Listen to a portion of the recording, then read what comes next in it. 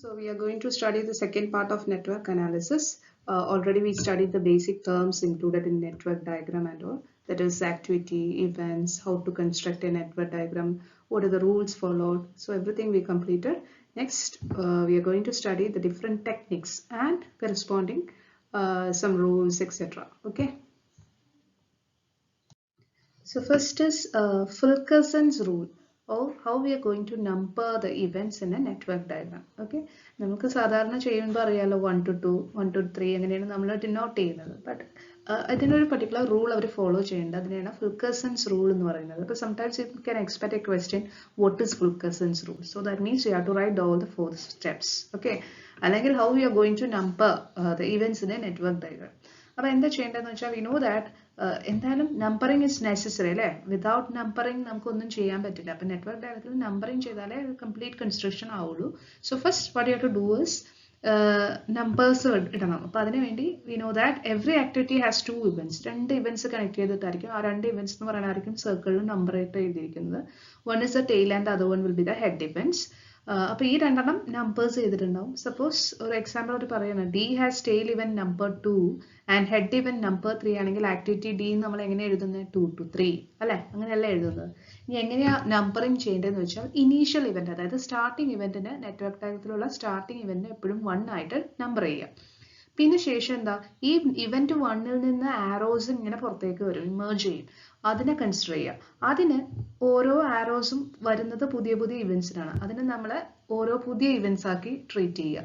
പക്ഷെ നമ്പർ ഇടുമ്പോൾ 2, 3 ഇനി വന്നത് വരാൻ പാടില്ല. അപ്പോൾ 1 ഇട്ടത് ഓൾറെഡി വരാൻ പാടില്ല. Even though they are the new initial node, we cannot name it as 1. പുതിയതായിട്ട് നെയിം ചെയ്യണം 2, 3, 4. പിന്നെ അത് ഇനീഷ്യലായി അവിടെ നിന്ന് ഇമേർജ് ചെയ്യുന്ന അടുത്ത ന്യൂ ആരോസ് കണ്ടുപിടിക്കുക. അത് പുതിയ ഇവന്റ്സിലേക്ക് കണ്ടു ചെയ്യുക. അങ്ങനെ കണ്ടിന്യൂ ചെയ്ത് 5, 6, 7 ആ സ്റ്റെപ്പ് 3 വരെയുള്ളത് ഇങ്ങനെ കണ്ടിന്യൂ ചെയ്യും until there are no emerging arrows. അല്ലെങ്കിൽ ഡെസ്റ്റിനേഷനിൽ എത്തിക്കഴിഞ്ഞാൽ പിന്നെ ആരോസ് ഉണ്ടാവില്ല. ഇതാണ് പ്രോസസ്സ്. നമുക്കറിയാം, ചെയ്യാനറിയാം, പക്ഷെ വേർഡ്സിൽ എഴുതാനായിട്ട് ഇങ്ങനെ ഒന്ന് ജസ്റ്റ് നോട്ട് ചെയ്ത് വയ്ക്കുക. Okay, next is earliest and latest event time. Okay, earliest and latest event time നമ്മൾ ഈ TE and TL എന്നും പറഞ്ഞ പ്രോബ്ലത്തിൽ ചെയ്യാറുണ്ടല്ലേ. അപ്പോൾ earliest എന്ന് പറഞ്ഞാൽ വേറെ ഒന്നുമില്ല, ഇവന്റ് ഏർലിയസ്റ്റ് ആയിട്ട് എപ്പോൾ നടക്കുന്നു അതിനെയാണ് earliest എന്ന് പറയുന്നത്. ഡിനോട്ട് ചെയ്യുന്നത് E2, E3 എന്നൊക്കെയുള്ള രീതിയിൽ. അതേപോലെ ലേറ്റസ്റ്റ്, എത്രയും ലേറ്റസ്റ്റ് ടൈമിൽ ഒരു ഇവന്റ് ഒക്കെ ചെയ്യുന്നു അതിനെയാണ് ലേറ്റസ്റ്റ് എന്ന് പറയുന്നത്. TL എന്നാണ് ഡിനോട്ട് ചെയ്യുന്നത്. സോറി, TL എന്നുള്ളതിന് ഇപ്പോൾ ഒരു ഇവന്റിന്റെ എടുക്കുവാണെങ്കിൽ 2 എന്ന് പറഞ്ഞൊരു ഇവന്റ് ആണെങ്കിൽ L2, L3 അങ്ങനെയൊക്കെ പറയും. ഓക്കെ, പിന്നെ ഒരു ആക്ടിവിറ്റിക്ക് കുറേ ടൈംസ് ഉണ്ട് നമുക്ക്. എന്തൊക്കെയാ ഡിഫറെന്റ് ടൈം, അത് ചിലപ്പോൾ ചോദിക്കാട്ടോ. What are the different times in an activity or network computation എന്ന് പറയുമ്പോൾ earliest start time, earliest finish time, latest start time, latest finish time, പിന്നെ optimistic time, pessimistic time, most likely time. ഇതൊക്കെ different times ആണ്. നെറ്റ്വർക്കിൽ നമ്മൾ പഠിക്കുന്ന different type of times ആണ് കേട്ടോ. ആ ഒപ്റ്റിമിസ്റ്റിക്കും പെസിമിസ്റ്റിക്കും ഇവിടെ അല്ല പറയുന്നത്, വേറെ സെക്ഷനിലാണ്. അപ്പോൾ ഇതും കൂടി മനസ്സിലാക്കുക. ഇനി what is this EST, EFT, LST, LFT ഇതെല്ലാം നിങ്ങൾക്ക് ചെയ്യാൻ അറിയാമെന്ന് പറയാം, പക്ഷെ വാക്കാൽ എഴുതാൻ അറിയില്ല അല്ലേ. അപ്പോൾ അതിൻ്റെ ഒരു ഫസ്റ്റ് സെന്റൻസ് ഒന്ന് ജസ്റ്റ് നോട്ട് ചെയ്ത് വെക്കുക. എന്താ earliest start time എന്ന് പറഞ്ഞാൽ earliest start time of an activity is the earliest time by which it can commence. എപ്പോൾ തുടങ്ങണമെന്നുള്ളത്, എത്ര earliest ആയിട്ട് തുടങ്ങുന്നു. പിന്നെ നമുക്ക് ഫോർമുല വെച്ച് വേണമെങ്കിൽ പറയാം earliest occurrence of the tail event എന്ന് പറഞ്ഞത് E2 എന്നുള്ളതാണ്. 2 to 3 ഉണ്ടെങ്കിൽ E2. ഇനി എന്താ earliest finish time, അത് ഏത് ഡ്യൂറേഷനിൽ കംപ്ലീറ്റ് ചെയ്യും, ഏർലി ഫിനിഷ് എപ്പോഴാണെന്നുള്ളതാണ്. എപ്പോൾ ഫിനിഷ് ചെയ്യാൻ പറ്റും, ഏർലിയസ്റ്റ് ടൈമിൽ എപ്പോൾ ഫിനിഷ് ചെയ്യാൻ പറ്റില്ല. അതെന്താ equal earliest start time plus time duration. അങ്ങനെയല്ലേ നമ്മൾ പഠിക്കുന്നത്. EST plus time, അതാണ് EFT. അതേപോലെ തന്നെ LFT കഴിഞ്ഞിട്ടാണ് നമ്മൾ എന്തിലോട്ട് വരുന്നത്, LST വരുന്നത് അല്ലേ. LFT എന്ന് പറഞ്ഞാൽ എന്താ, എത്ര ലേറ്റ് ആയിട്ട് ഒരു ആക്ടിവിറ്റി ഫിനിഷ് ചെയ്യാൻ പറ്റും without delaying the completion of the project, അതിനെയാണ് LFT എന്ന് പറയുന്നത്. അപ്പോൾ LFT ഹെഡ് ഇവന്റിന്റെയാണ് നമ്മൾ എടുക്കുന്നത് അല്ലേ. 2 to 3 ആണെങ്കിൽ 3യുടെയാണ് എടുക്കുന്നത്. അപ്പം L3 അങ്ങനെയല്ലേ എടുക്കുന്നത്, അതാണ് LFT. സ്റ്റാർട്ട് എങ്ങനെ കിട്ടും, ലേറ്റസ്റ്റ് സ്റ്റാർട്ട് ടൈം എങ്ങനെ കിട്ടും, LFT minus the time duration ആണല്ലോ. ഓക്കെ, ഇനി നെക്സ്റ്റ് സ്ലാക്ക് ആൻഡ് ഫ്ലോട്ട്. അത് പല പ്രാവശ്യം ചോദിച്ചിട്ടുള്ള difference between those two. Float നമ്മൾ എപ്പോഴും ചെയ്യാറുണ്ട്, ടോട്ടൽ ഫ്ലോട്ട് കണ്ടിട്ടാണ് നമ്മൾ ആ പാത്തൊക്കെ കണ്ടുപിടിക്കുന്നത് അല്ലേ. അപ്പൊ സ്ലാക്ക് എന്താന്നുള്ളത്, സ്ലാക്കും ഫ്ലോട്ടും രണ്ടും സെയിം തന്നെയാണ്. സ്ലാക്ക് എപ്പോഴും ഇവന്റിനെ ബേസ്ഡ് ആയിട്ട് പറയും, ഫ്ലോട്ട് എപ്പോഴും ആക്ടിവിറ്റി ബേസ്ഡ് ആയിട്ട് പറയും. അത് മാത്രമേ ഉള്ളൂ ഡിഫറൻസ്. അതായത് സ്ലാക്ക് പറയാനുണ്ടാവും, slack is a term associated with events. നേരെ തിരിച്ചുള്ള പാരഗ്രാഫ് ഒന്ന് നോക്കിക്കേ. Second paragraph, float is associated with activity. രണ്ടും ഡിഫറൻസ് ഉണ്ടാവും. രണ്ടിന്റെയും ഉദ്ദേശം ഇതാണ്, the range, flexibility range with which an event can occur. അതാണ് സ്ലാക്ക്. അല്ലെങ്കിൽ slack of an event is the difference between earliest event time and latest event time. Okay, അതായത് ഒരു ഇവന്റിന്റെ latest minus earliest. അപ്പൊ 2 എന്ന് പറഞ്ഞ ഒരു ഇവന്റ് ഉണ്ടെങ്കിൽ L2 minus E2, അത്രേ ഉള്ളൂ. ഫ്ലോട്ട് എന്ന് പറയുന്നത് range within which activity start time or finish time. Okay, difference between അത് തന്നെ സംഭവം. Fluctuate without affecting the completion of the project. പക്ഷെ പറയുമ്പോൾ ആക്ടിവിറ്റി ആണെന്ന് മാത്രം. മറ്റത് ഏർലിയസ്റ്റും ലേറ്റസ്റ്റും പറയും, ഇത് സ്റ്റാർട്ടും ഫിനിഷും പറയും. ഇവിടെ ആക്ടിവിറ്റി ആണ്, അവിടെ ഇവന്റ്സ് ആണ്. ഓക്കെ, അപ്പൊ 4 ടൈപ്പ് ഫ്ലോട്ട് ഉണ്ട് നമുക്ക്. അതും ചോദിക്കാം, what are the different types of float എന്ന്. Total float, free float, independent float and interfering float. അതിൽ എനിക്ക് തോന്നുന്നു ഫസ്റ്റ് 3 നമ്മൾ പഠിച്ചതാണ്.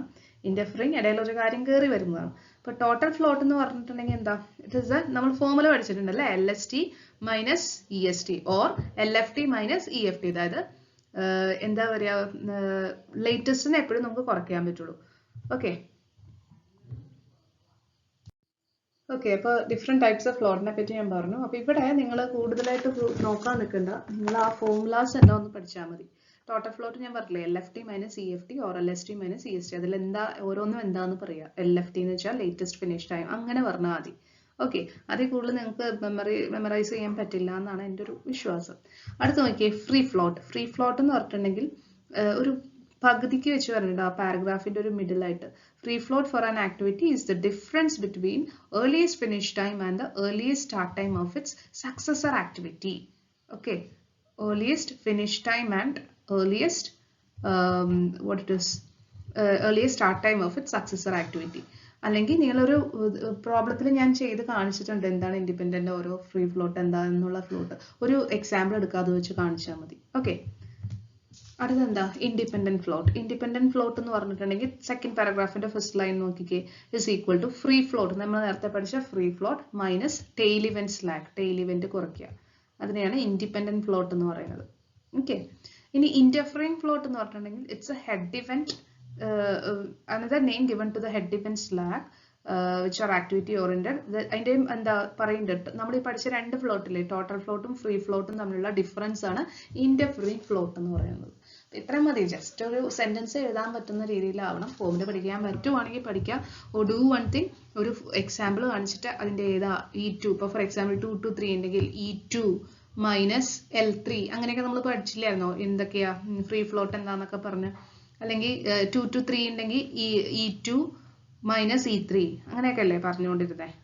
അപ്പോൾ അതേപോലെ ഇൻഡിപെൻഡന്റ് ഫ്ലോട്ട് എന്ന് പറയുമ്പോൾ E2 മൈനസ് L3 അങ്ങനെ. അപ്പോൾ ആ രീതിയിൽ ഒന്ന് എഴുതി കാണിച്ചാലും മതി. ഓക്കെ, പിന്നെ എന്താ, what is the purpose of using this float? Float കൂടുതൽ ഈ റിസോഴ്സ് അലോക്കേഷൻ പ്രോബ്ലത്തിനൊക്കെയാണ് യൂസ് ചെയ്യുന്നത്. നമുക്ക് ഏതെങ്കിലും ആക്ടിവിറ്റീസ് റീഷെഡ്യൂൾ ചെയ്യണമെന്നുണ്ടെങ്കിൽ ഫ്ലോട്ട്സ് പറയും.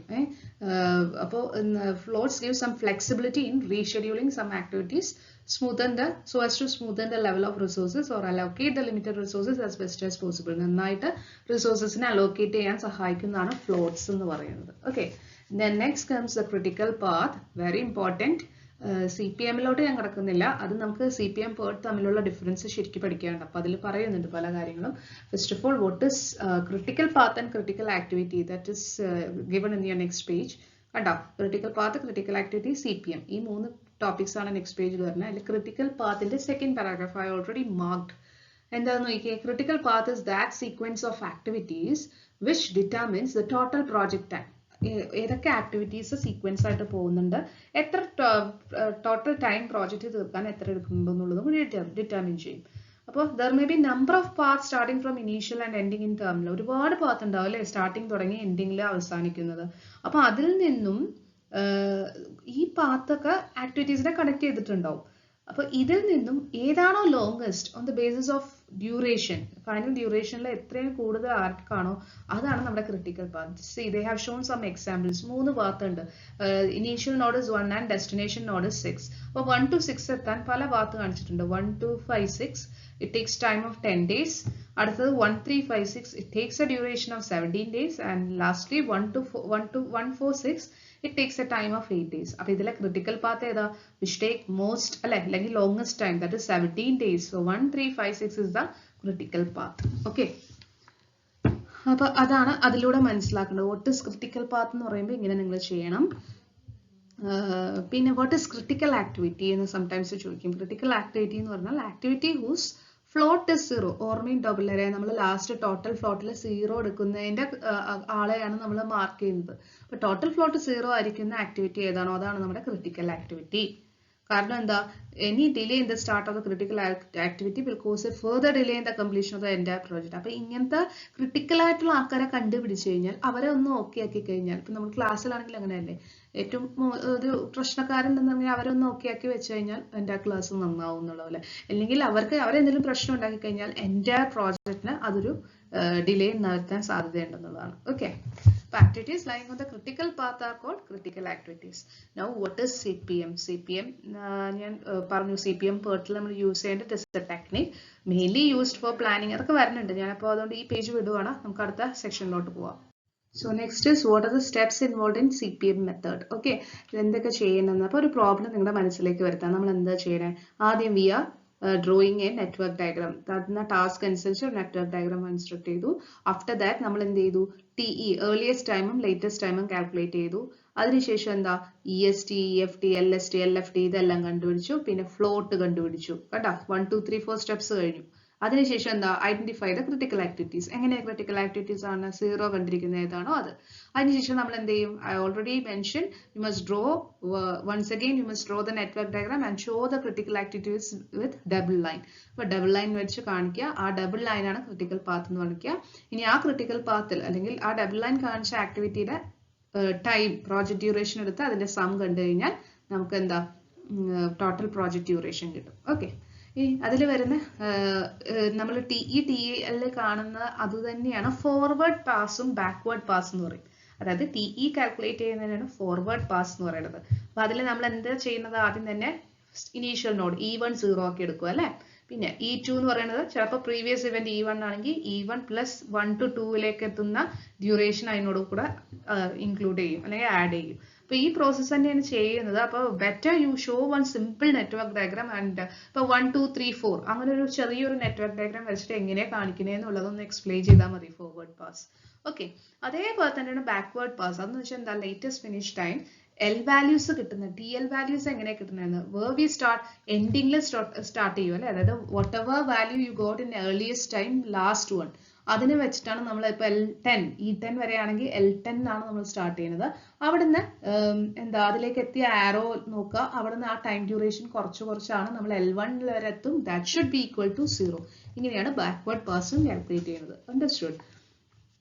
ആഫ്റ്റർ ദാറ്റ് പിന്നെ നമ്മൾ എന്ത് ചെയ്യും, നെക്സ്റ്റ് പേജിൽ തന്നിട്ടുണ്ട് EST, LFT, EST, LST ഇങ്ങനത്തെ കാര്യങ്ങൾ അറിയാലോ. EST എന്ന് പറഞ്ഞാൽ all the E values of tail event, അതായത് തുടക്കക്കാരുടെ E വാല്യൂസ്, ലെഫ്റ്റ് സൈഡിലുള്ള ആളുടെ E വാല്യൂസ് കണ്ടു. പ്ലസ് അതിനോടൊപ്പം ടൈം കൂട്ടിക്കഴിഞ്ഞാൽ നമുക്ക് എന്ത് കിട്ടും, EFT കിട്ടും. ഇനി LST, LFT ഉണ്ട്. അതിൽ ആദ്യം ആരെയാ കണ്ട LFT കിട്ടുന്നെങ്കിൽ എന്താ, ഹെഡ് ഇവന്റിന്റെ L വാല്യൂസ് എടുക്കുക.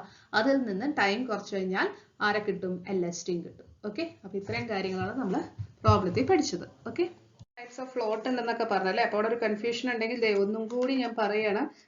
ഓരോന്നും കാണാനുള്ള ഫോർമുല സഹിതം ഇവിടെ തന്നിട്ടുണ്ട്. ഇത് പഠിച്ചാലും മതി, നിങ്ങൾക്ക് വലിയ ബുദ്ധിമുട്ടുണ്ടാവില്ല. ടോട്ടൽ ഫ്ലോട്ട് കാണാനായിട്ട് LFT minus EFT or LST minus EST അവരൊരു എക്സാമ്പിൾ കൊടുത്തേക്കണുണ്ടോ, ഒരു എക്സാമ്പിൾ വെച്ച് കാണാം. ഇല്ലെങ്കിൽ നിങ്ങൾക്ക് ഇതാണ് സൗകര്യം, ഏതാ സൗകര്യം എന്ന് വെച്ചാൽ അത് പഠിക്കുക, നമുക്ക് കംഫർട്ടബിൾ ഏതാണോ അത് പഠിക്കുക. ഓക്കെ, ഫ്രീ ഫ്ലോട്ട് എന്ന് പറഞ്ഞാൽ എന്താ, ഹെഡ് ഇവന്റിന്റെ ഏർലിയസ്റ്റ് ടൈമും ടെയിൽ ഇവന്റിന്റെ ഏർലിയസ്റ്റ് ടൈമും കൂടി മൈനസ് ചെയ്ത്, അതായത് രണ്ടും E വാല്യൂസ് ആണ്. നമുക്ക് എക്സാമ്പിൾ ഉണ്ടാവും. 2 to 3 ഉണ്ടെങ്കിൽ E3 മൈനസ് E2.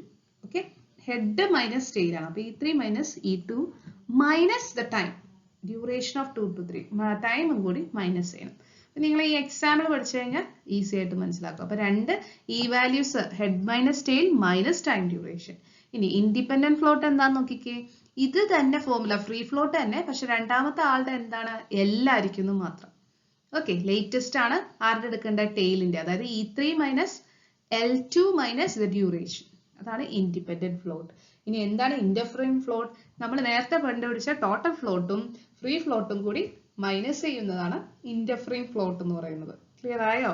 അപ്പൊ ഇത്രയും കാര്യങ്ങൾ ഇതാണെങ്കിലും നിങ്ങൾ പഠിച്ചാൽ മതി, അവിടെ ക്ലിയർ ആയില്ലെങ്കിൽ. ഓക്കെ.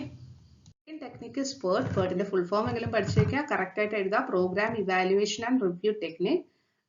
ഇവിടെ CPM നമ്മൾ ലോങ്സ്റ്റ് ഡ്യൂറേഷൻ ആണ് കണ്ടുപിടിക്കുന്നതെങ്കിൽ ഇവിടുത്തെ PERTന്റെ ഒബ്ജക്റ്റീവ് എന്താണെന്ന് വെച്ചാൽ to find out whether a job should be finished on a given date or time. പറഞ്ഞ സമയത്തുള്ളിൽ കംപ്ലീറ്റ് ചെയ്യാൻ പറ്റുന്നുണ്ടോ ഓരോ ജോബും. അതന്നെയാണ് എന്തെന്ന് പറയുന്നത് PERT യൂസ് ചെയ്യുന്നത്. It minimizes the total time for a project. മിനിമൈസും ചെയ്യും. പിന്നെ അതിൻ്റെ ഇടയിലുള്ള ബ്ലാ സംഭവങ്ങളൊന്നും ഞാൻ ഇപ്പം പറയുന്നില്ല, കാരണം അത് തന്നെ ഡിഫറൻസിൽ വരുന്നുണ്ട് CPM PERT. അതുകൊണ്ട് അവിടെ പഠിച്ചാൽ മതി, എല്ലാം കൂടി നിങ്ങൾ വലിച്ചു വാരി പഠിക്കേണ്ട. ഇനി ഇതിലും 3 ടൈപ്പ് ടൈം വരുന്നുണ്ട്. നമ്മൾ CPM-ൽ 4 ടൈപ്പ് ടൈം പറഞ്ഞു, PERT-ലും ഡിഫറെന്റ് ടൈപ്പ് ഓഫ് ടൈം വരുന്നുണ്ട്. എന്തൊക്കെയാണ്? Optimistic, pessimistic and most likely time. ഓരോന്നും റെപ്രസെന്റ് ചെയ്യാൻ അറിയാലോ, TO, TM ആൻഡ് TP. ഇതിലെ ഫോർമുല എന്താ? ഇതിൽ നിന്നാണ് നമ്മൾ ആക്ച്വൽ ടൈം എസ്റ്റിമേറ്റ് ചെയ്യുന്നത്. ഫോർമുല അവർ തന്നിട്ടുണ്ട്, TO plus TP plus 4TM divided by 6. ഇതാണ് എക്സ്പെക്റ്റഡ് ഡ്യൂറേഷൻ ഓഫ് ടൈം. ഇനി ഇതിൽ ഓരോ സമയം നോക്കിക്കേ. ഒപ്റ്റിമിസ്റ്റിക് ടൈം എന്ന് പറഞ്ഞിട്ടുണ്ടെങ്കിൽ ഷോർട്ടസ്റ്റ് ടൈം, ഏറ്റവും ചുരുങ്ങിയ സമയത്തിനുള്ളിൽ കംപ്ലീറ്റ് ചെയ്യാൻ പറ്റുന്ന, ഒരു പ്രോജക്റ്റ് കംപ്ലീറ്റ് ചെയ്യാൻ പറ്റുന്ന ടൈമാണ് TO അല്ലെങ്കിൽ ഒപ്റ്റിമിസ്റ്റിക് അല്ലെങ്കിൽ ഷോർട്ടസ്റ്റ് ടൈം എന്ന് പറഞ്ഞാൽ. അതിന്റെ നേരെ വിപരീതമാണ് TP. TP എന്ന് പറഞ്ഞു കഴിഞ്ഞാൽ പെസിമിസ്റ്റിക് ടൈം. പെസിമിസ്റ്റിക് ടൈം എന്ന് പറഞ്ഞിട്ടുണ്ടെങ്കിൽ മാക്സിമം ടൈം ടു കംപ്ലീറ്റ്, നമ്മൾ എത്ര വൈകിച്ചിട്ട് ഒരു പ്രോജക്റ്റ് കംപ്ലീറ്റ് ചെയ്യണോ അതിനെയാണ് പെസിമിസ്റ്റിക് ടൈം എന്ന് പറയുന്നത്. ഓക്കെ, അതിന്റെ ഈ രണ്ടെണ്ണത്തിന്റെ ഇടയിൽ വരുന്ന ആളാണ് മോസ്റ്റ് ലൈക്ലി ടൈം അല്ലെങ്കിൽ TM എന്ന് പറയും, നോർമൽ ടൈം. നമുക്കൊരു സംഭവം ഏറ്റവും വേഗത്തിലും ചെയ്യാം, ഏറ്റവും താമസിച്ചും ചെയ്യാം, പക്ഷെ നമ്മൾ ആക്ച്വൽ എടുക്കുന്ന ഒരു സമയം ഉണ്ടാവും. ആ ആക്ച്വലിനെയാണ് എന്തെന്ന് പറയുന്നത്? Most likely time. കണ്ടോ, മോസ്റ്റ് ലൈക്ലി ടൈം അവർ പറഞ്ഞേക്കണോ ഡിഫറൻസ് ബിറ്റ്വീൻ, അല്ലെങ്കിൽ time lies between optimistic and pessimistic time. The next is how to construct, or what are the steps involved in PERT calculation. അപ്പോൾ ഇതേപോലെ തന്നെ CPM-ൽ പറഞ്ഞ പോലെ തന്നെ ആദ്യം ഒരു നെറ്റ്വർക്ക് ഡയഗ്രാം, അതായത് CPM ഫുള്ള് ചെയ്ത് കഴിയും ഇവിടെ അല്ലേ, പക്ഷെ സമയം മാത്രം പുതിയതായിട്ട് കണ്ടുപിടിക്കണം. ബാക്കി എല്ലാം CPM-ന്റെ സ്റ്റെപ്പാണ്. So first you have to construct a network diagram. പിന്നെ ഇവന്റ്സിനൊക്കെ പേരിട്ടൊക്കെ കൊടുത്തു. അതിനുശേഷം സമയം കണ്ടുപിടിക്കുക. കേട്ടോ, ഏതൊക്കെയാണ് TO, TP, TM എന്നുള്ളത് ഐഡന്റിഫൈ ചെയ്യണം. തരുന്ന ഡാറ്റയിൽ നിന്ന് 3 കോളം ആയിട്ട് തരും. അതിൽ നിന്ന് വിച്ച് വൺ, ഏറ്റവും ചെറിയ നമ്പർ TO, ഏറ്റവും വലിയ ടൈം എന്ന് പറയുന്നത് TP, നടുക്ക് വരുന്ന ടൈം TM ആക്കി ഐഡന്റിഫൈ ചെയ്യുക. After that, you are going to the fourth step. You have to estimate the time using the formula TO plus 4TM plus TP divided by 6. അതായത് most likely ടൈമിനെ 4 കൊണ്ട് into ചെയ്ത് മറ്റ് 2 ടൈമുമായിട്ട് add ചെയ്ത് കിട്ടുന്ന റിസൾട്ടിനെ by 6 ചെയ്യുക. അപ്പോഴേ ശരിക്കുള്ള ടൈം കിട്ടുള്ളൂ. ആഫ്റ്റർ ദാറ്റ് CPM-ന്റെ അതേ സ്റ്റെപ്പ് ഫോളോ ചെയ്യാണ്. ഏർലിയസ്റ്റ് ടൈമും ലേറ്റസ്റ്റ് ടൈമും കാണാം. പിന്നെ EST, LFT, LST അതൊക്കെ കണ്ടുപിടിച്ച് ഫ്ലോട്ട് കാണാം. ഫ്ലോട്ട് കണ്ടുപിടിച്ചിട്ട് ക്രിട്ടിക്കൽ ആക്ടിവിറ്റീസ് ഐഡന്റിഫൈ ചെയ്യുക. ക്രിട്ടിക്കൽ പാത്ത് ഏതാണെന്ന് കണ്ടുപിടിക്കുക. ശേഷം ആ ക്രിട്ടിക്കൽ പാത്തിൽ വരുന്ന ടൈമുകളെല്ലാം കൂടി ആഡ് ചെയ്യുമ്പോൾ ടോട്ടൽ എക്സ്പെക്റ്റഡ് പ്രോജക്റ്റ് ഡ്യൂറേഷൻ കിട്ടും. ഇതുവരെയാണ് നമ്മൾ, അതായത് അപ് ടു 7 നമുക്ക് ചെയ്യാൻ അറിയാം വിത്ത് ഹെൽപ്പ് ഓഫ് CPM. അതിനുശേഷം PERT-ൽ സംടൈംസ് ഇൻ സം ക്വസ്റ്റ്യൻസ് ഒരു അഡീഷണൽ പാർട്ട് കൂടി ചെയ്യാം. നമുക്കറിയാം ഇത്ര ദിവസം കൊണ്ട് കംപ്ലീറ്റ് ചെയ്യുന്ന ഒരു പ്രോജക്റ്റ് ആണെങ്കിൽ, suppose what is the chance of completing that particular job in some other days. അതായത് ഇപ്പോൾ 10 ദിവസം കൊണ്ട് നമുക്ക് കിട്ടി, 10 ദിവസമാണ് ആ പ്രോജക്റ്റ് കംപ്ലീറ്റ് ചെയ്യാനുള്ള ദിവസമെങ്കിൽ അവർ പറയുകയാണ് അത് 15 ദിവസമാണെങ്കിൽ എന്തായിരിക്കും സംഭവിക്കുക, അല്ലെങ്കിൽ ആ 10 ദിവസത്തെ ജോബ് ഒരു 8 ദിവസമായാൽ എന്ത് സംഭവിക്കും എന്നുള്ളൊരു ക്വസ്റ്റ്യൻ വരും. അപ്പോൾ ആ ക്വസ്റ്റ്യൻ അങ്ങനെ ഒരു അഡീഷണൽ പാർട്ടായിട്ട് വരുവാണെങ്കിൽ ഒരു പുതിയ ഫോർമുല നമ്മൾ കാണുകയാണ്. എന്താന്ന് നോക്കിയാൽ skipping the 8th step and going to the 9th step. എന്താ നോക്കിയോ, Z is equal to due date minus expected date by sigma. അപ്പൊ ഡ്യൂ ഡേറ്റ് എന്ന് പറഞ്ഞാൽ ഞാൻ പറഞ്ഞില്ലേ, ഒരു 10 ദിവസം തീർക്കാവുന്ന ജോലി 15 ദിവസം തീർത്താൽ എന്ത് സംഭവിക്കും. അപ്പൊ ഡ്യൂ ഡേറ്റ് അവർ തന്നിരിക്കുന്നത് 15 മൈനസ് എക്സ്പെക്റ്റഡ് ഡേറ്റ്, നമുക്ക് കിട്ടിയ വാല്യൂ, എക്സ്പെക്റ്റഡ് ടൈം കിട്ടിയത് എത്രയാ, 10 എന്നുള്ളത് അല്ലെ. അപ്പൊ 15 മൈനസ് 10 ഡിവൈഡഡ് ബൈ സിഗ്മ. ആ സിഗ്മ എന്ന് പറഞ്ഞാൽ സ്റ്റാൻഡേർഡ് ഡീവിയേഷൻ ആണ്. അത് കാണാൻ 8ാമത്തെ സ്റ്റെപ്പിലോട്ട് പോയിക്കേ. കണ്ടോ, വേരിയൻസ് കാണാനുള്ള ഒരു ഫോർമുലയാണ് അവർ തന്നേക്കുന്നത്. വേരിയൻസ് എന്ന് പറഞ്ഞാൽ സിഗ്മ സ്ക്വയർ. എന്ത് ചെയ്യണം, TP minus TO by 6 the whole square. അത് ഓരോ ക്രിട്ടിക്കൽ ആക്ടിവിറ്റീസിന്റെ മാത്രം കാണാം. ഓക്കെ, ക്രിട്ടിക്കൽ ആക്ടിവിറ്റീസിനെ കണ്ട് അതെല്ലാം ആഡ് ചെയ്തിട്ട് ആ കിട്ടുന്ന ആൻസറിനെ റൂട്ട് എടുത്തു കഴിഞ്ഞാൽ ആരെ കിട്ടും, സ്റ്റാൻഡേർഡ് ഡീവിയേഷൻ ആയ സിഗ്മ കിട്ടും. ഓക്കെ, ഇത്തരം കാര്യങ്ങളുള്ളൂ. അപ്പോൾ ഈ പ്രോബ്ലംസ് നമ്മൾ ചെയ്തിട്ടുണ്ട്. അത് വെച്ചിട്ട് ഇത് അഡീഷണൽ ആണ്. 8 and 9 അഡീഷണൽ ക്വസ്റ്റ്യൻ ചോദിച്ചെങ്കിൽ മാത്രം ചെയ്യാനുള്ളതാണ്. ഓക്കെ, സോ പ്രോബബിലിറ്റി എങ്ങനെ കാൽക്കുലേറ്റ് ചെയ്യാന്നുള്ളത് ഒന്നും കൂടി ഞാൻ ബ്രീഫ് ചെയ്യാണ്. ഫോർ എക്സാമ്പിൾ, ഇപ്പോൾ ഒരു ടാർഗറ്റ് ഡേറ്റ് തന്നു. അപ്പോൾ നമുക്ക് ആദ്യം തന്നെ നമ്മൾ അസ്യൂം ചെയ്യുക it follows the normal distribution എന്നുള്ളത് ഫോളോ ചെയ്യുക. കാരണം നമുക്ക് ആ ലോഗ് ബുക്കിലൊക്കെ പോയി നോക്കാനുണ്ട് അല്ലേ സെറ്റൊക്കെ. അപ്പോൾ ഇനി നമ്മളുടെ ഒരു സങ്കല്പം പ്രോജക്റ്റ് എപ്പോഴും ഒരു നോർമൽ കർവ് 50% ചാൻസ് അപ്പുറം ഇപ്പുറം കാണിക്കുന്നതാണ് അത് എപ്പോഴും അല്ലേ 0.05 0.05. എന്നിട്ട് നമ്മൾ ഇസെറ്റ് കാൽക്കുലേറ്റ് ചെയ്യുക using the formula T minus T E by sigma. അതിൽ ടി എന്ന് പറഞ്ഞാൽ അവർ തന്ന ടാർഗറ്റ് ഡേറ്റ്, ടി ഇ എന്ന് പറഞ്ഞാൽ എക്സ്പെക്ടഡ് ടൈം, അതായത് നമ്മൾ ആ ക്രിട്ടിക്കൽ ആക്ടിവിറ്റീസിന് കണ്ടുപിടിച്ച ടൈമാണ് ടി ഇ എന്ന് പറഞ്ഞാൽ. പിന്നെ sigma I already mention how to do sigma, variance calculate ചെയ്തിട്ട് അതിന്റെ റൂട്ട് എടുത്താൽ സിഗ്മ കിട്ടി. ഇനി ഇതിൽ നിന്ന് എസ്റ്റിമേറ്റ് ചെയ്യേണ്ടത് എന്താണെന്ന് വെച്ചാൽ ഈ ഇസെറ്റ് വാല്യൂ നമ്മൾ നോക്കും, അത് പോസിറ്റീവ് ആണോ നെഗറ്റീവ് ആണോ. അപ്പോൾ രണ്ട് കേസ് ഉണ്ട്. Target date beyond the estimated project duration ആണെങ്കിൽ, അതായത് പ്രോജക്റ്റ് ഡ്യൂറേഷനും കഴിഞ്ഞ് വരുവാണെങ്കിൽ, ഫോർ എക്സാമ്പിൾ 15 - 10 അങ്ങനെയാണെങ്കിൽ എന്തായിരിക്കും നമുക്ക് ഇസെറ്റ് പോസിറ്റീവ് ആയിരിക്കില്ലേ, ശരിയല്ലേ. 15 - 10 എന്ന് പറയുമ്പോൾ 5 അങ്ങനെയൊക്കെ വരുള്ളൂ, പോസിറ്റീവ് ആയിരിക്കും. And the probability for completion within that due date is more than 50%. അപ്പോൾ 50% മേളിലായിരിക്കും, അതായത് റൈറ്റ് സൈഡിലോട്ട് പോകും. പക്ഷെ ടാർഗറ്റ് ഡേറ്റ് ഇസ് ബിഫോർ, അതായത് ഇപ്പോൾ ഫോർ എക്സാമ്പിൾ 8 - 10 ആണ് വരുന്നെങ്കിൽ -2 എന്ന് പറഞ്ഞ് നമുക്ക് വരും അല്ലേ. താഴെ സിഗ്മ ഉണ്ട് എന്നാലും ഒരു നെഗറ്റീവ് വാല്യൂ വരും അവിടെ. അപ്പോൾ ഇസെറ്റ് നെഗറ്റീവ് ആണ്. അങ്ങനെയാണെങ്കിൽ സാധ്യത എന്താ ലെസ് ദാൻ 50% ആയിരിക്കും എന്നുള്ളതാണ്. അവിടെ ഇച്ചിരി ബ്ലേർഡ് ആയിട്ടാണ് കാണുന്നത്, എന്നാലും പറഞ്ഞത് മനസ്സിലായിട്ടുണ്ടെന്ന് ഓർക്കുന്നു. Okay, next is A very important topic. ഞാൻ പേർട്ടും CPM-നെയും തിയറി ഒന്നും പഠിപ്പിക്കാതെ ഇങ്ങോട്ട് വന്നത് ഇതിലെല്ലാം പറയുന്നുണ്ട്, അതുകൊണ്ടാണ് ഇങ്ങോട്ട് ചാടിയത്. So comparison between PERT and CPM ഞാനിത് ഈസി ആക്കി പറഞ്ഞുതരാം. നിങ്ങൾ ആ വേർഡ്സ് ലെറ്റേഴ്സ് ഒന്ന് നോക്കിക്കേ. പേർട്ടിന്റെ PERT അല്ലേ, അത് വെച്ച് ഞാൻ പറഞ്ഞുതരാം. അപ്പം ഞാൻ പറയുന്ന പോയിന്റ്സ് നോക്കാം. PERT-യിലെ ഞാൻ പറയുന്നത് ഇപ്പോൾ 4th സ്റ്റെപ്പ് ആദ്യം നോക്കാം. സ്റ്റെപ്പ് 4 എന്താ അതിൽ പറയണേ? P stand for probabilistic model. കണ്ടോ, P പ്രോബബിലിറ്റി ചാൻസ് ആണ്, നമുക്ക് ഒരിക്കലും ഡിറ്റർമിൻ ചെയ്യാൻ പറ്റില്ല. പക്ഷെ CPM നമുക്ക് ഡിറ്റർമിൻ ചെയ്യാം, കാരണം പേർട്ടിൽ പ്രോബബിലിറ്റി വരുന്നുണ്ടല്ലോ. അപ്പൊ P എന്ന് പറഞ്ഞാൽ എന്താണ്? പ്രോബബിലിസ്റ്റിക്. ഓക്കെ, ഇനി രണ്ടാമത്തത് Pയുടെ തന്നെ ഒരു കാര്യമാണ്. ആറാമത്തെ നോക്കിയേ, Pയുടെ എന്താ? പേർട്ട് എന്തിനു വേണ്ടി യൂസ് ചെയ്യുന്നു? പ്ലാനിങ്, ഷെഡ്യൂളിങ് അങ്ങനെയൊക്കെ. CPM ആണെങ്കിൽ C കൺസ്ട്രക്ഷൻ, ബിസിനസ് പ്രോബ്ലം അങ്ങനത്തെ. അപ്പൊ പേർട്ടിന്റെ P വെച്ച് രണ്ട് കാരണമുണ്ട്, പ്രോബബിലിസ്റ്റിക്കുമാണ്, പ്ലാനിങ് ഷെഡ്യൂളിന് വേണ്ടി യൂസ് ചെയ്യുന്നു. അപ്പൊ അതിന് നേരെ വിപരീതം CPM-ൽ പറയാം. C പ്രോബബിലിസ്റ്റിയുടെ നേരെ ഓപ്പോസിറ്റ് എന്താ? ഡിറ്റർമിനിസ്റ്റ് ആണ്. C എന്ന് പറഞ്ഞാൽ കൺസ്ട്രക്ഷനും ഇതിനു വേണ്ടി യൂസ് ചെയ്യുന്നു. ഓക്കെ, CPM-ന് അത്ര C വെച്ച റോളില്ല, പക്ഷെ പേർട്ടിന് നമുക്ക് ഇങ്ങനെ പഠിച്ചു കഴിഞ്ഞാൽ എളുപ്പം ഓർക്കാം. അപ്പൊ 4ഉം 6ഉം നമ്മൾ കഴിഞ്ഞു. ഇനി പേർട്ടിന്റെ E എന്ന് പറയുന്നത് ഒന്നാമത്തെ നോക്കിയേ. പേർട്ട് എപ്പോഴും ഇവന്റ് വെച്ചിട്ടാണ്, CPM എപ്പോഴും ആക്ടിവിറ്റി വെച്ചിട്ടാണ്. ഇവന്റിന്റെ ഓപ്പോസിറ്റ് അല്ല ആക്ടിവിറ്റി. അപ്പൊ പേർട്ടിന്റെ Pയും Eയും പഠിച്ചല്ലോ. ഓക്കെ, ഇനി R എന്ന് പറയുന്നത് അഞ്ചാമത്തെ നോക്ക്. PERT is use for repetitive, repetitive. CPM non റിപ്പീറ്റേറ്റീവിനാണ്. ഓക്കെ, ഓപ്പോസിറ്റ് എന്ന് പറഞ്ഞാൽ നോൺ റിപ്പീറ്റേറ്റീവ്. അപ്പൊ 5 വരെ ഞാൻ അവിടെ ഒരു മിസ്റ്റേക്ക് വരുത്തിയിട്ടുണ്ട് കേട്ടോ, പക്ഷെ ആക്ച്വലി നേരെ തിരിച്ചു തന്നെയായിരുന്നു. ഓക്കെ, ഞാൻ അവിടെ വെട്ടിയൊക്കെ ഇട്ടുണ്ട്, അങ്ങനെയല്ല, പേർട്ടാണ് റിപ്പീറ്റേറ്റീവ്. പിന്നെ അത് കഴിഞ്ഞിട്ട് എന്താ? 6 കഴിഞ്ഞു. ഇനി ടി എന്ന് പറയുന്നത് മൂന്നാമത്തെ ഒന്ന് നോക്കിക്കേ. മൂന്നാമത്തെ എന്താന്ന് നോക്കിക്കേ. അതിൽ ലാസ്റ്റ് സെന്റൻസ് പറയണ്ടോ? പേർട്ട് ടി അല്ലേ.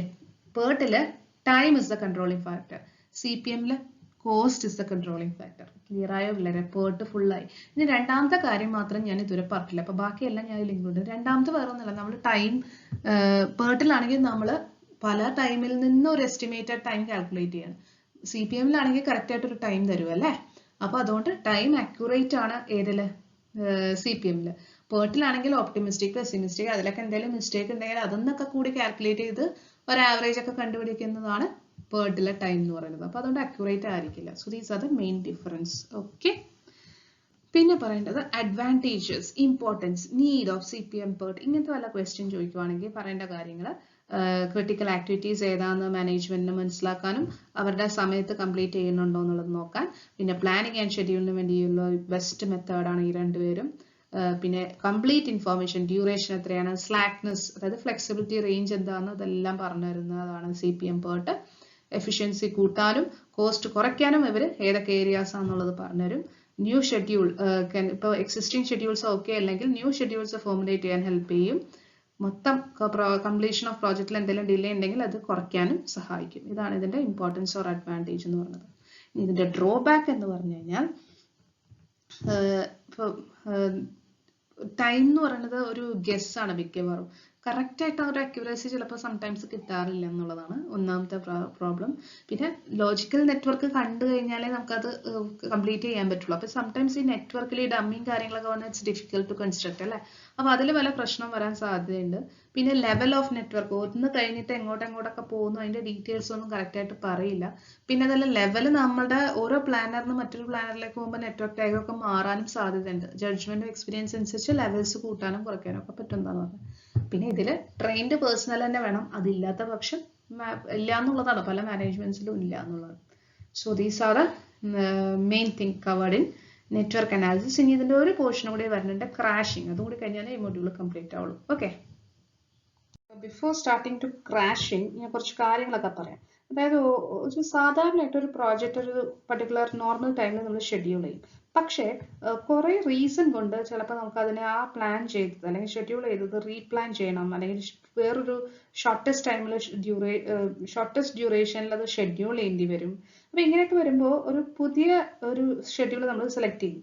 അതെന്ന് പറഞ്ഞു കഴിഞ്ഞാൽ പല ആൾട്ടർനേറ്റീവ്സ് ഉണ്ടാവും, അതിനൊക്കെ ഓരോ ഡിഫറെൻറ്റ് കോസ്റ്റ് ഉണ്ടാവും. അപ്പോൾ അതിൽ നിന്നും ഒരെണ്ണം നമ്മൾ കണ്ടുപിടിക്കണം. അപ്പോൾ കണ്ടുപിടിക്കാൻ വേണ്ടിയിട്ട് ക്രാഷിങ്ങോ സ്ക്യൂസിങ്ങോ അങ്ങനെയൊക്കെ നമ്മൾ നോക്കും, ഇങ്ങനെയൊക്കെ ചുരുക്കാം. പക്ഷെ നമുക്ക് വലിയ ബുദ്ധിമുട്ടുകൾ ഉണ്ടാവരുത് ആ ചുരുക്കത്തിന്. അപ്പം അതിനെയാണ് ക്രാഷിങ് ഓർ സ്ക്യൂസിങ് എന്ന് പറയുന്നത്. അപ്പം സംടൈംസ് ഇതുപോലെ സമയം ഷോർട്ടൺ ചെയ്യുമ്പോൾ ഭയങ്കര എക്സ്പെൻസീവ് ആയിരിക്കും. അപ്പം അങ്ങനെ ചെയ്താൽ പക്ഷേ നമുക്ക് ഭാവിയിലേക്ക് ഒരുപാട് യൂസ്ഫുള്ളും വരാം. അപ്പം ഈ കുറേ ചെലവ് കൊടുത്തിട്ടായിരിക്കും ചിലപ്പോൾ നമ്മൾ പ്രോജക്റ്റിനെ അങ്ങനെയൊക്കെ കാണിക്കുന്നത്, കുറയ്ക്കുകയും പിടിക്കുന്നത്. അല്ലെങ്കിൽ അഡീഷണൽ റിസോഴ്സസ് ചിലപ്പോൾ ചെയ്യും സമയത്ത് തീർക്കാൻ വേണ്ടി പ്രോജക്റ്റ് കംപ്ലീറ്റ് ചെയ്യാം. അപ്പോൾ 6 മാസം കൊണ്ട് കംപ്ലീറ്റ് ചെയ്യണത് വേണമെങ്കിൽ കുറേ റിസോഴ്സസ്, ഇപ്പോൾ പലപ്പോഴും വീട് പണിയൊക്കെ കണ്ടില്ലേ, ഒരുപാട് ആൾക്കാരെയും കൂടി കൂട്ടി നിർത്തിയിട്ട് 3 മാസം കൊണ്ട് വേണമെങ്കിൽ കംപ്ലീറ്റ് ചെയ്യും. പക്ഷെ അപ്പോൾ അവിടെ എന്താ, നമുക്ക് ചിലവ് കൂടി, ലേബർ ചാർജ് കുറെ കൂടുതൽ വന്നിട്ടുണ്ടാവും. പക്ഷെ അതിൽ വേറൊരു അഡ്വാൻറ്റേജ് അവർക്ക് ഉണ്ടായി, പെട്ടെന്ന് സംഭവം കയ്യിൽ കിട്ടി. അപ്പോൾ ഇതേപോലെ ചെയ്യുന്നതിന് ആണ് ക്രാഷിംഗ് എന്നൊക്കെ പറയുന്നത്, ടൈം കുറയ്ക്കുക എന്നുള്ളത്. ഇതിൽ വരുന്ന കുറച്ച് സ്റ്റാൻഡേർഡ് ടേംസ്. നോർമൽ ടൈം, അതായത് എന്താ സ്റ്റാൻഡേർഡ് ടൈം, ഒരു എസ്റ്റിമേറ്റർ ഒരു ആക്ടിവിറ്റിക്ക് എത്ര സമയം എടുക്കുന്നു അതാണ് നോർമൽ ടൈം. അതിന് വരുന്ന ഡയറക്റ്റ് കോസ്റ്റ് ആണ് നോർമൽ കോസ്റ്റ്, അതായത് നോർമൽ ടൈമിൽ ആക്ടിവിറ്റി കംപ്ലീറ്റ് ചെയ്യാനുള്ള ചെലവാണ് നോർമൽ കോസ്റ്റ്. ഇനി what is crash cost and time? Okay, normal time നമുക്ക് റെഡ്യൂസ് ചെയ്യാം ബൈ ഇൻക്വറിങ് അഡീഷണൽ കോസ്റ്റ്. ആ അഡീഷണൽ കോസ്റ്റ് എന്ന് പറയുന്നത് എങ്ങനെ എടുക്കാമെന്നാണ് ഞാൻ പറഞ്ഞത്. Hiring additional personal, machinery, working over time, ഇങ്ങനത്തെ അഡീഷണൽ ആയിട്ട് എന്ത് ചെയ്യണം, ആ റിഡക്ഷനെയാണ് ക്രാഷിംഗ് എന്ന് പറയുന്നത്. അതേപോലെ അപ്പോൾ അതിലെന്ത് ചെയ്യും, നമ്മൾ സമയം നമ്മൾ ക്രാഷ് ചെയ്യും അല്ലേ, അതിനെയാണ് ക്രാഷ് ടൈം എന്ന് പറയുന്നത്. കേട്ടോ, ആക്ടിവിറ്റി ടൈം ഒരു പർട്ടിക്കുലർ ടൈം ഉണ്ട്, അതിൽ നമുക്ക് ക്രാഷ് ചെയ്യാൻ പറ്റില്ല. അപ്പം അങ്ങനെ ക്രാഷ് ചെയ്യാൻ പറ്റിയില്ലെങ്കിൽ നമ്മളൊരു അഡീഷണൽ കോസ്റ്റ് കൊടുക്കും. അപ്പം അതിനെയാണ് ക്രാഷ് ടൈം എന്ന് പറയുന്നത്. അതിന് വരുന്ന ചെലവാണ് ക്രാഷ് കോസ്റ്റ് എന്ന് പറഞ്ഞത്. ഓക്കെ, ഇനി project normal cost of time. Sum of the normal cost of all activities of the project is known as project normal cost. അതേപോലെ നോർമൽ ടൈമിന്റെ എല്ലാത്തിൻ്റെയും കൂടി സം കാണുന്നതാണ് project normal time. Direct cost എന്ന് പറഞ്ഞാൽ എന്താ, നമ്മൾ സാധാരണ കോസ്റ്റ് വരില്ല ഒരു പ്രോജക്റ്റ് കംപ്ലീറ്റ് ചെയ്യാൻ, അതായത് expenditure, machinery, land building, direct ആയിട്ടുള്ളത് ഒരു പർട്ടിക്കുലർ ഡ്യൂറേഷനിൽ വരുന്നത്, അതിനെയാണ് ഡയറക്റ്റ് കോസ്റ്റ് എന്ന് പറയുന്നത്. Okay, so next is indirect cost. Indirect cost എന്ന് വെച്ചാൽ അഡീഷണൽ ആയിട്ട് വരുന്ന overheads, administration expenditure, penalty for delay, bonus, early completion, ഇങ്ങനത്തെ കാര്യങ്ങളൊക്കെയാണ് ഇൻഡയറക്റ്റ് കോസ്റ്റ് എന്ന് പറയുന്നത്. ഓക്കെ, പിന്നെ ഒപ്റ്റിമൽ പ്രോജക്റ്റ് ഡ്യൂറേഷൻ എന്ന് വെച്ചിട്ടുണ്ടെങ്കിൽ മിനിമം ഓവറോൾ കോസ്റ്റ് വരുന്നതാണ്. One which result in minimum overall cost, മൊത്തത്തിൽ ഒരു ചെലവ് കുറച്ചിട്ടുള്ള സംഭവത്തിനെയാണ് ഒപ്റ്റിമൽ എന്ന് പറയുന്നത്. അത് സമയം നമുക്ക് ഓക്കെ ആക്കി തരും, കാശ് നമുക്ക് ഓക്കെ ആക്കി തരും, മിനിമം ആക്കി തരും. അതിനെയാണ് ഒപ്റ്റിമൽ പ്രോജക്റ്റ് ഡ്യൂറേഷൻ എന്ന് പറയുന്നത്. Okay, then activity cost slope. Cost slope indicates that the additional cost incurred per unit of time saved in reducing the duration. അത് കാണാപ്പാടം തന്നെ പഠിച്ചു. എന്താണെന്ന് വെച്ചാൽ എന്താണ് cost slope? indicates the additional cost incurred per unit of time saved in reducing the duration. Duration കുറയ്ക്കാൻ വേണ്ടിയിട്ട് നമ്മൾ എത്ര ടൈം സേവ് ചെയ്തു അതിന് വരുന്ന ചെലവ്, അതിനെയാണ് ആക്ടിവിറ്റി കോസ്റ്റ് സ്ലോപ്പ് എന്ന് പറയുന്നത്. ഓക്കെ, ഇനി ക്രാഷിംഗ്. ക്രാഷിംഗ് എന്ന് പറഞ്ഞാൽ ലാസ്റ്റ് സെന്റൻസ് പഠിച്ചപ്പോൾ നമ്മൾ ഓൾറെഡി പറഞ്ഞു എല്ലാ കാര്യങ്ങളൊക്കെ, അതൊക്കെ തന്നെ ഇവിടെയും പറയുന്നത്. കണ്ടോ, reduction in the project duration can be achieved by reducing time required for selected activities from the normal time. അപ്പോൾ ലാസ്റ്റ് ഞാൻ മാർക്ക് ചെയ്തു, process of reducing the total project duration by reducing activity timing is known as crashing of project എന്ന് പറഞ്ഞു. ഇനി അതിന് എന്തൊക്കെയാണ് അവർ ചെയ്യണേന്ന് നോക്കി. നമ്മൾ ഇതിന്റെ പ്രോബ്ലം നമുക്ക് വേണമെങ്കിൽ ഒരെണ്ണം ചെയ്തിട്ടുണ്ടാകും, ഞാൻ ഓർക്കുന്നില്ല, ഭയങ്കര സമയം എടുക്കണ ഒരു പ്രോബ്ലം ആണെന്ന് പറഞ്ഞ് ഇതിങ്ങനെ കണ്ടിന്യൂ ചെയ്തുകൊണ്ട് തന്നെ മിക്കവാറും ചോദിക്കാറില്ല. ഇനി ചോദിച്ചാൽ തന്നെ CPM വരെ നിങ്ങൾ ചെയ്ത് വെക്കണം. അതിനുശേഷം ബാക്കി ചെയ്യുള്ളൂ. ഫസ്റ്റ് എന്താ, ക്രിട്ടിക്കൽ പാത്ത് കാണാം, എല്ലാ ക്രിട്ടിക്കൽ ആക്ടിവിറ്റീസും കണ്ടുപിടിക്കുക.